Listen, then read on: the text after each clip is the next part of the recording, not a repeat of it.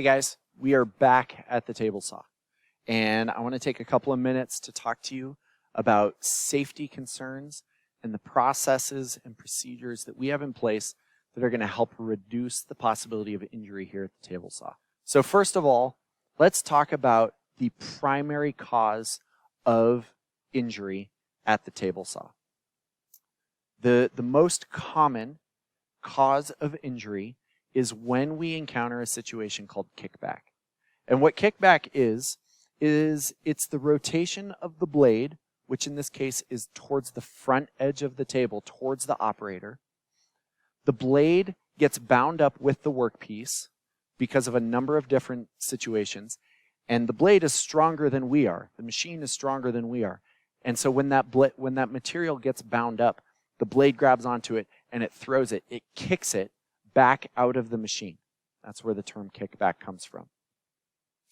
When we talk about kickback on the table saw, the primary cause of that is our material rotating into the back side of the blade. And the reason this is dangerous is because at the back side of the blade, the saw blade is rotating up out of the table. It's not rotating down towards our stable table. It's rotating up. And so when our material gets into the back side of the blade lifts it up off the table and throws it. I have some other videos that I will show you that demonstrate how quickly a kickback happens and how powerful a table saw really is. But for now, let's talk about how we're going to prevent kickback from happening when we're working on the table saw. So number one, when we're making a cut all the way through our material, that could be a rip cut, a bevel cut, or a miter cut here at the table saw, we will never make that cut without either the riving knife or the splitter and guard in position on the machine.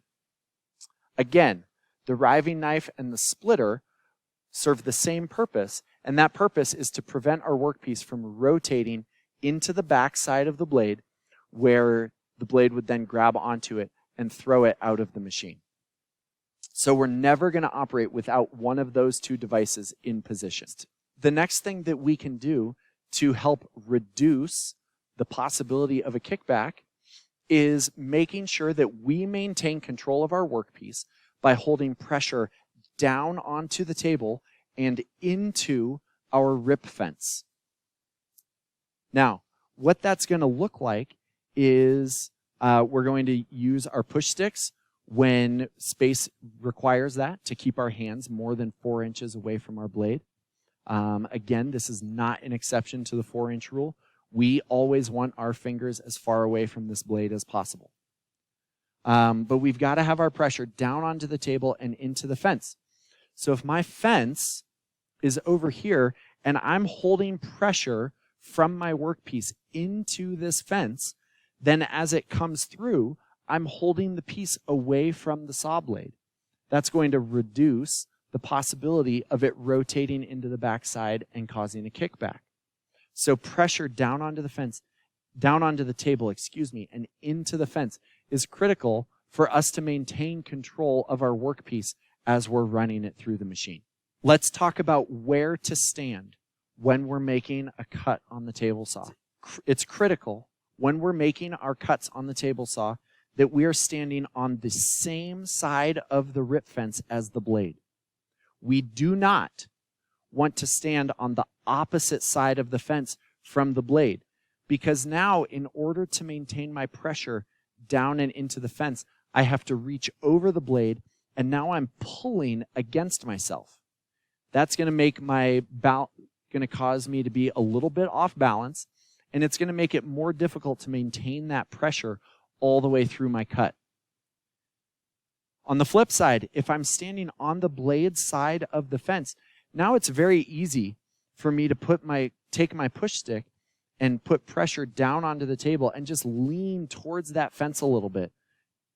That's going to allow me to just maintain better control and also be more stable on my feet, because I'm just leaning forwards instead of reaching over and trying to pull back towards myself.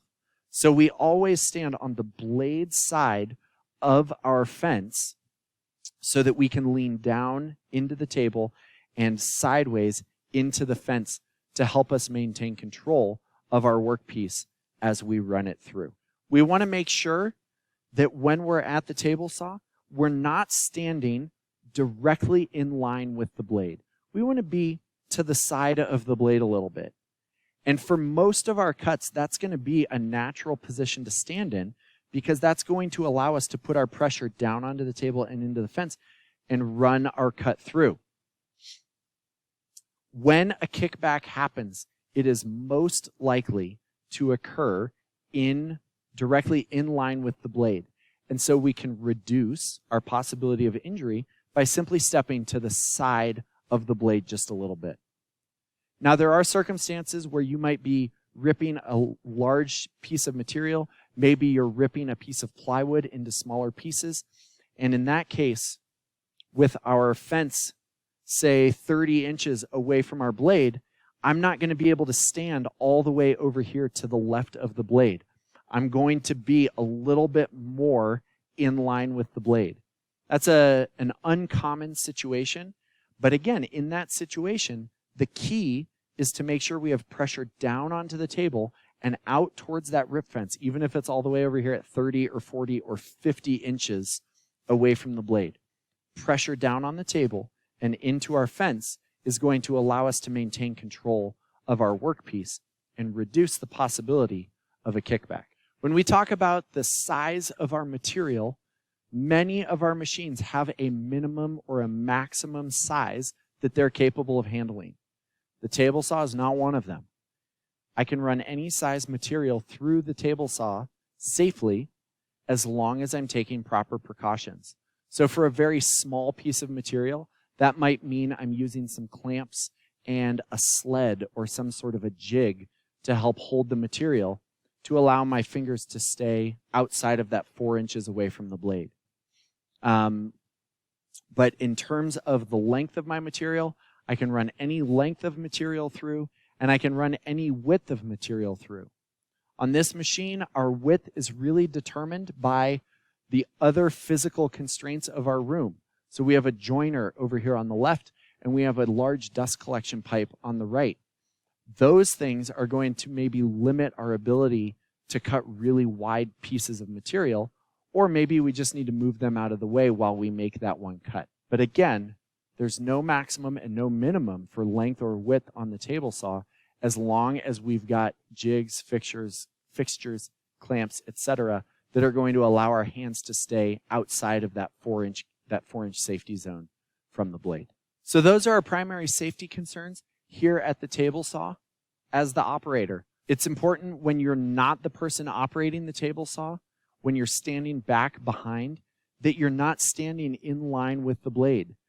The operator might be standing in the correct spot, but if their material kicks out and you, as a bystander, are in the wrong spot back behind the machine, you could still be hurt also. So it's important, even as a bystander, to make sure that we're aware when this machine is running and that we're standing in the right place so that we don't accidentally get hurt by a kickback or a piece of material being thrown from the machine. Making sure we pay attention to all of those safety guidelines and safety concerns is going to greatly reduce the possibility of injury when we're using this machine.